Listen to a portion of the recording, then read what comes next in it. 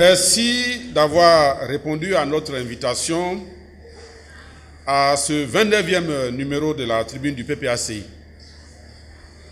Aujourd'hui, nous partagerons à nouveau avec vous le regard du Parti des peuples africains Côte d'Ivoire PPACI, parti du président Laurent Gbagbo, sur les opérations de déguerpissement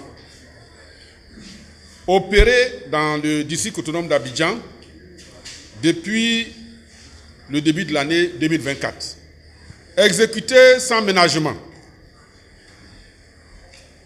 sous le regard complice de l'État de Côte d'Ivoire. Ces opérations impactent gravement et lourdement les populations, impitoyablement jetées à la rue et livrées aux intempéries dans le dénuement total.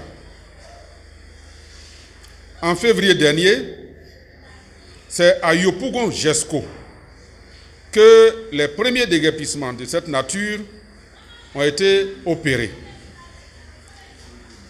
À cette occasion, le PPACI, tenant le gouvernement responsable de cette situation, tout en manifestant sa compassion et sa solidarité envers ces populations impactées, avait condamné vigoureusement les méthodes déshumanisantes utilisées notamment en ce qu'elles constituent des violations inacceptables des droits élémentaires de ces citoyens victimes de déguerpissement sans ménagement ni mesure d'accompagnement, et au mépris de la vie humaine.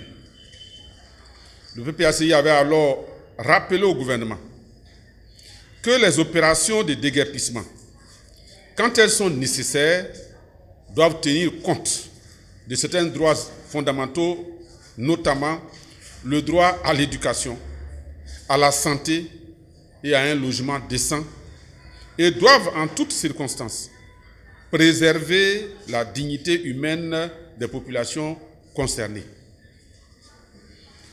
Et pourtant, quelques mois plus tard, le PPACI et l'opinion publique constatent avec étonnement que le district autonome d'Abidjan, n'ayant visiblement tiré aucune leçon de cet épisode de Jesco, continue d'utiliser les mêmes méthodes, en les aggravant d'ailleurs, dans le cadre du déguerpissement ou expropriation opérée à Adjamé Village. En effet, le district autonome d'Abidjan a lancé le 21 juillet 2024, en vue d'améliorer, disait-il, le cadre de vie, une opération de déguerpissement d'Adjamé Village dans la commune d'Adjamé.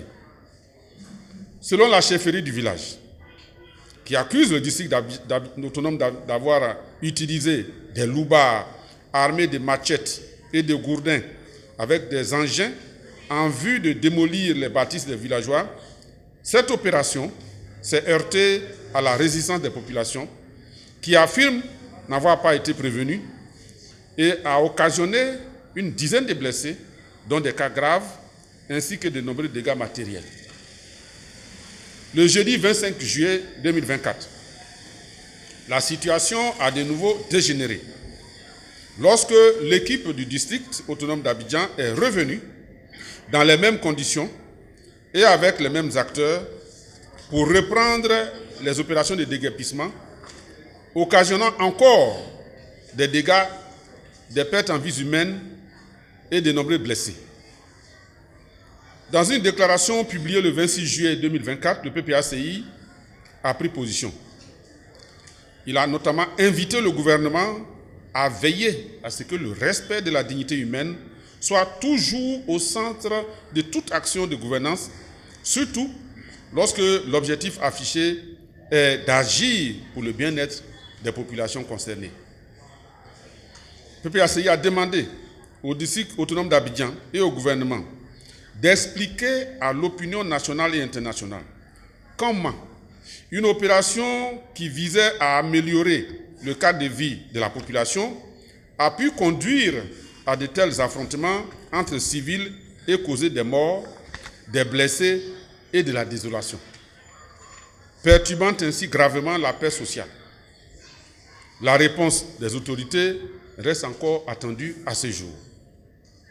Le PPACI aussi avait invité le gouvernement et le district autonome d'Abidjan à la retenue et à la sagesse dans la gestion de cette crise afin que le dialogue soit rétabli avec les populations et la chefferie pour trouver une solution juste et durable.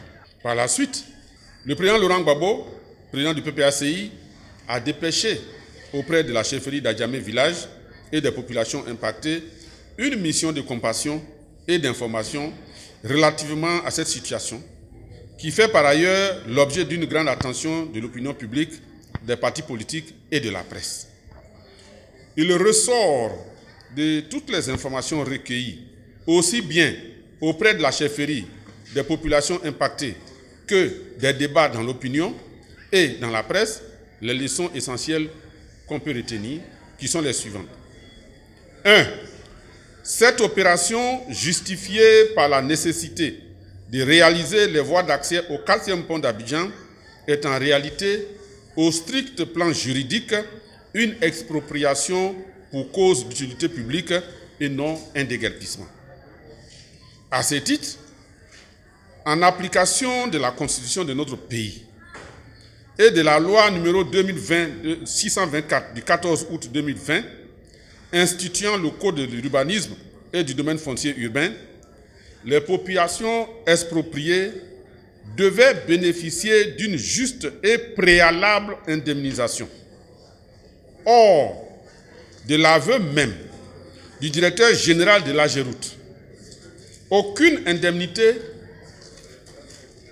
d'expropriation n'a été versée à ce jour aux populations impactées, ni au chef Atchan d'Adjamé Village, comme certaines mauvaises langues l'avaient prétendu. De même, aucun relogement des propriétaires des logements détruits n'a été effectué, ni aucune relocalisation du village n'a été réalisée. Et pourtant, l'expropriation a déjà été exécutée par la force brutale dans les conditions terribles que l'on sait, provoquant des blessés, des morts et de nombreux dégâts préjudiciables, dégâts matériels préjudiciables. Cette opération est donc absolument illégale et doit être traitée comme telle. L'utilisation de loupards et de miliciens armés de machettes et de gourdins dans l'exécution de cette opération dite de déguerpissement semble aujourd'hui établie, vu que nous n'avons reçu aucune contestation sérieuse de la part ni du gouvernement ni du district autonome d'Abidjan. Cette utilisation des milices dans une opération de maintien de l'ordre est gravement contraire aux lois de la République, rappelle le triste épisode du Baka Vert pendant la période électorale de 2020. Il y a donc de justes raisons de s'inquiéter pour l'élection présidentielle de 2025. Le PPACI rappelle que l'être humain est la richesse la plus précieuse pour une nation. Le PPACI condamne donc fermement toutes les violations des droits constitutionnels et légaux des populations de notre pays. Il invite le gouvernement à veiller à ce que le respect de la dignité humaine soit toujours au centre de toute action de gouvernance. Le gouvernement devrait donc faire preuve de retenue et de sagesse dans la gestion de cette crise afin que le dialogue soit rétabli avec la chefferie du village d'Abidjan-Adjamé pour trouver une solution juste et transparente. Le PPACI demande instamment que cessent toutes ces tentatives de rabaissement et d'humiliation des chefs traditionnels d'Adjamé Village, que certains ont tenté de présenter comme de vulgaires escrocs, mus par le simple appétit financier. Le PPACI se tient résolument aux côtés des populations d'Adjamé Village et suit avec la plus grande attention l'évolution de la situation. Je vous remercie. Alors, il y a évidemment certaines questions. Le gouvernement parlerait de récupération politique par le PPACI. Qu'est-ce que nous répondons à cela? D'abord, le PPACI, parti de gauche, a au nombre de ses valeurs la solidarité. Un parti de gauche qui a déjà gouverné, qui aspire à gouverner à nouveau, doit être toujours auprès des populations lorsqu'elles sont en détresse. Lorsque, en début d'année, les déguerpissements ont commencé et que le président Laurent Gbagbo s'est déplacé en personne à GESCO pour manifester son soutien et sa compassion, ce n'était pas de la récupération. C'était pour exprimer sa solidarité avec ces populations qui étaient en détresse. Donc, manifester une solidarité et de la compassion, c'est d'abord avoir du cœur et non un coffre-fort à la place. C'est d'avoir un cœur en chair. Et le PPACI est un parti politique où il y a des hommes et des femmes qui ont des sentiments et qui ont de la compassion pour leurs prochains lorsque ceux-ci sont en difficulté. Donc, ceux qui nous prêtent des intentions qui sont en réalité les leurs devraient revoir leur copie parce que nous, tout ce que nous faisons, c'est l'être humain qui est au centre d'abord. Au-delà des chiffres de croissance à plusieurs, de la croissance à plusieurs chiffres ou bien des réalisations physiques, le PPACI de Laurent Gbagbo considère que l'être humain est le bien le plus précieux de toute nation. Donc, il faut peut-être leur demander de revoir la définition du mot récupération. Nous, nous assistons les personnes qui sont en difficulté et c'est ce que nous savons faire. Eh bien, il y a la question qui est, il y a les déguerpissements, la banalisation, la violation des droits de l'homme dans ces opérations est maintenant chose monnaie courante. Et qu'est-ce qu'on compte faire? Mais un parti politique qui est résolument engagé sur la voie de la démocratie procède par voie démocratique. Il dénonce, il expose et il propose. Et c'est ce que le PPACI va continuer de faire.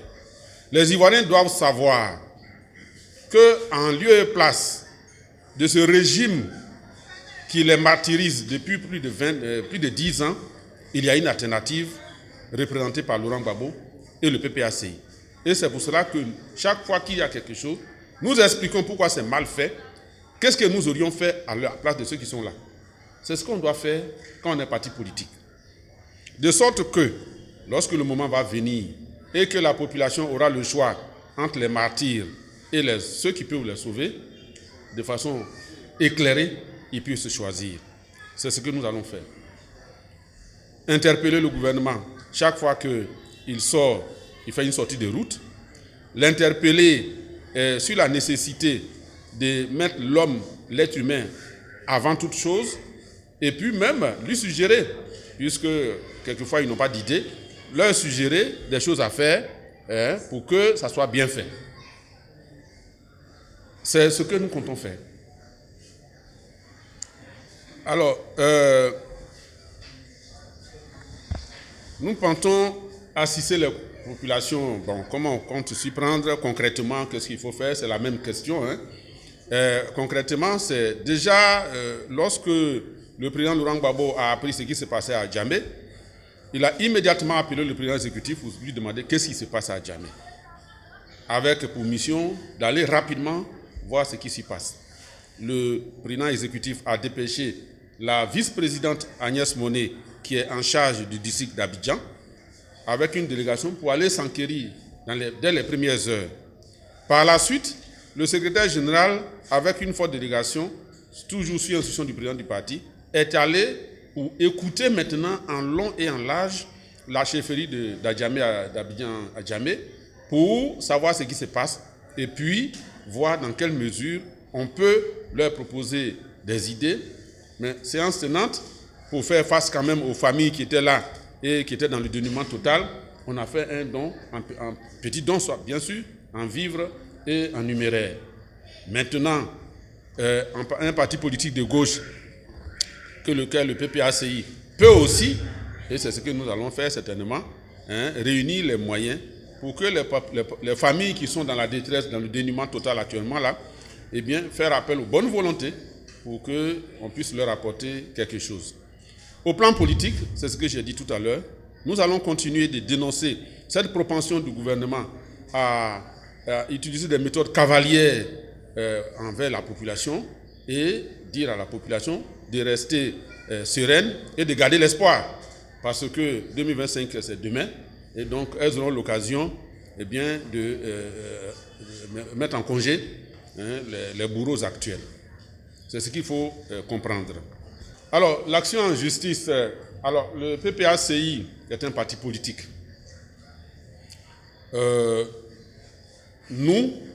Notre rôle, c'est d'éveiller les consciences.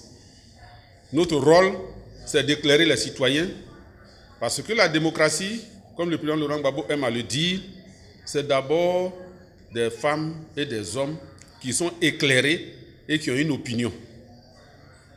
Et qui ont une opinion donc éclairée. Et qui, le moment venu, choisissent en connaissance de cause. C'est ça qui alimente la démocratie. Donc, lorsque les populations concernées sont édifiées sur leurs droits, sur ce qu'elles peuvent faire pour améliorer elles-mêmes leurs conditions de vie, il leur appartient d'explorer les voies qui sont les mieux indiquées pour entrer dans leurs droits. Dans tout état de cause, le PPACI sera toujours aux côtés de ces populations pour leur apporter le soutien moral et le soutien politique qu'il a en droit et qu'il doit leur apporter.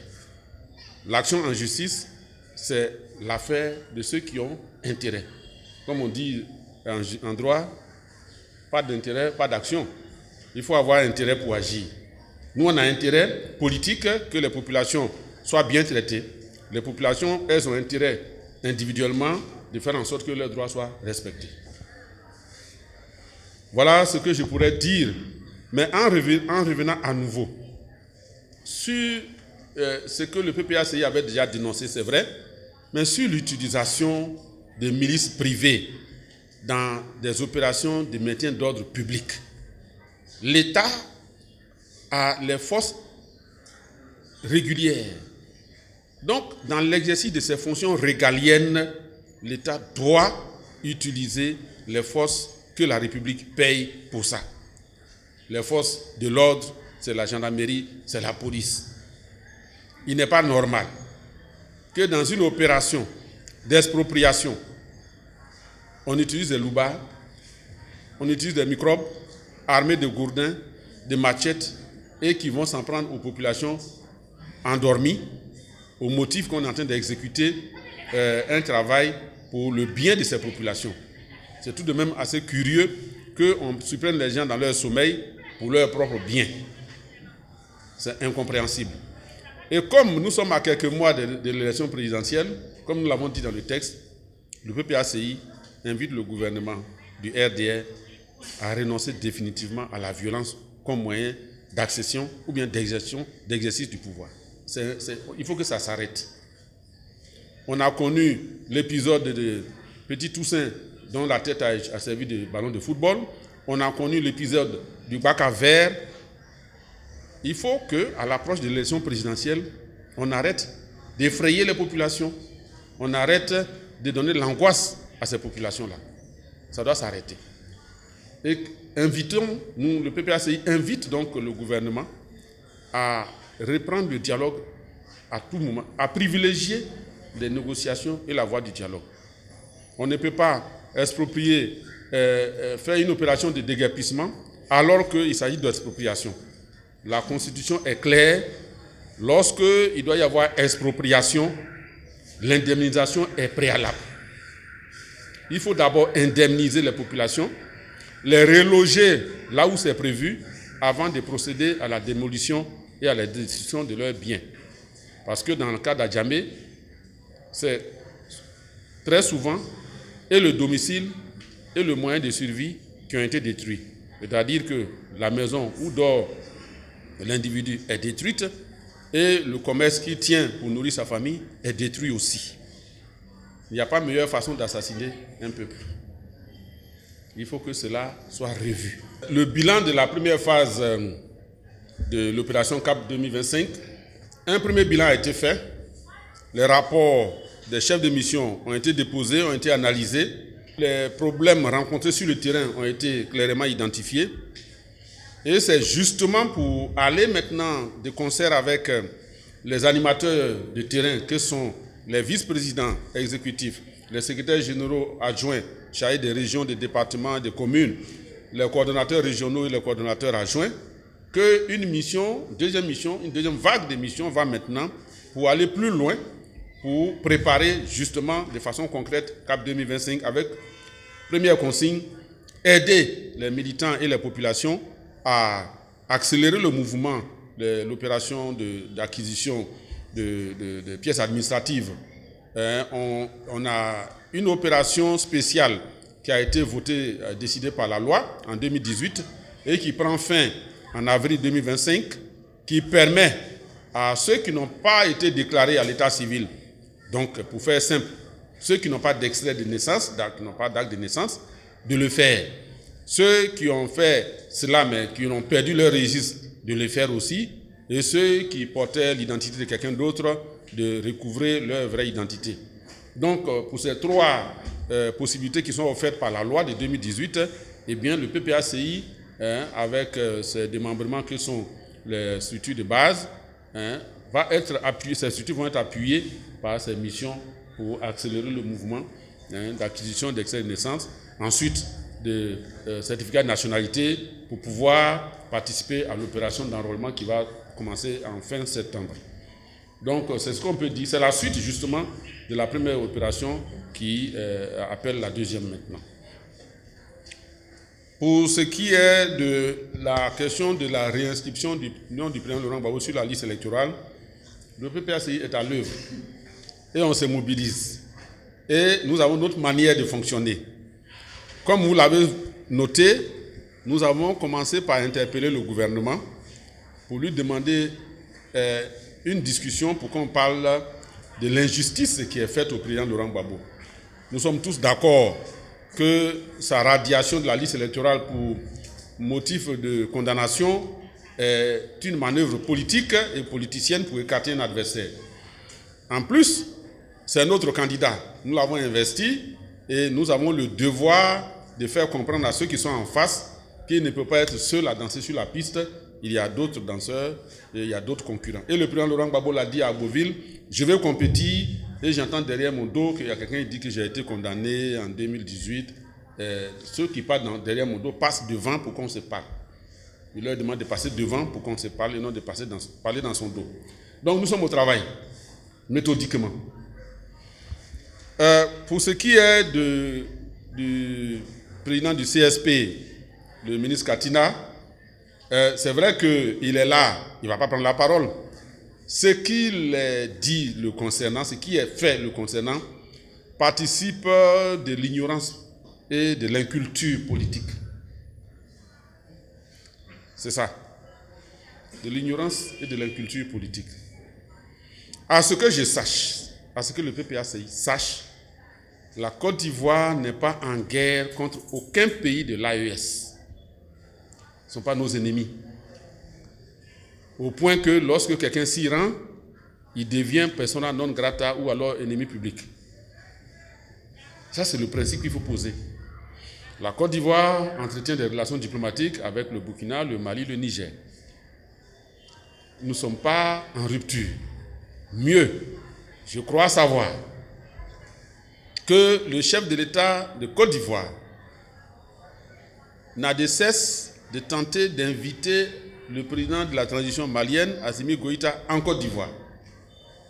Et qu'un représentant de l'AES, ou bien des représentants de l'AES ont même été reçus ici à Abidjan. Il n'y a donc aucun problème entre la Côte d'Ivoire et ces pays-là. Ça, c'est le contexte général. De façon plus particulière, le ministre Katina est allé représenter le président Laurent Gbagbo, qui a été invité par une association burkinabé qui voulait l'honorer dans le cadre de la recherche de la paix et lui décerner même un prix. Et le président Laurent Gbagbo a dépêché le ministre Katina pour le représenter. Et c'est donc en reconnaissance de cet hommage rendu au président Laurent Gbagbo que le ministre Katina a remercié ses hôtes du jour et a rappelé que cette reconnaissance, cet hommage qui est fait par cette association n'est pas le seul. Mieux, le président de la transition burkinabé, le capitaine Ibrahim Traoré, dans une vidéo qui est devenue virale, a dit que les Occidentaux, l'impérialisme, nous trompent toujours et lorsqu'ils veulent détruire quelqu'un, ils noircissent son image et ils le font passer pour ce qu'il n'est pas. Et il a eu cette phrase, qui n'a pas détesté Gbagbo? On nous a menti, on nous l'a fait détester. Et du président Laurent Gbagbo, il est passé à Kadhafi qui a été tué à la suite d'un gros mensonge. Le disant, il reconnaît, longtemps après bien sûr, que le mal a été fait, que le président Laurent Gbagbo a été victime d'une machination et d'une manipulation. Et c'est ce qu'il a reconnu. Maintenant, les pays de l'AES, qui sont nos frères, font face à une grande menace. Tous les jours, ce sont des attaques terroristes dans chacun de ces trois pays. Quel mal y a-t-il pour un Africain à soutenir ses frères africains qui sont en butte à des mouvements djihadistes qui endeuillent et sèment la désolation dans ces pays-là? Alors, ceux qui montent sur leurs grands chevaux pour demander, menacer, comme ils savent le faire d'habitude, et dire des choses dont ils ignorent tout, eh bien, on les laisse à leur inculture politique et nous, on continue notre chemin.